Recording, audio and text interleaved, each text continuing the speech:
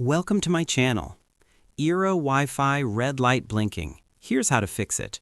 2026 guide. First, check the power supply.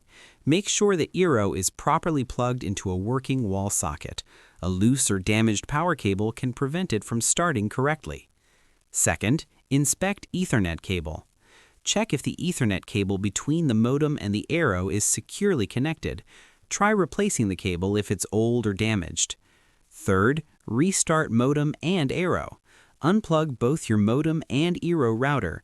Wait 30 seconds, then plug in the modem first and the Eero after 1 minute. Fourth, test internet from modem. Connect a laptop or PC directly to the modem using an Ethernet cable. If you don't get internet, the issue is likely with your service provider. Fifth, use the Eero app. Open the Eero up to check for alerts or configuration errors. Follow any instructions the app shows to resolve connectivity issues.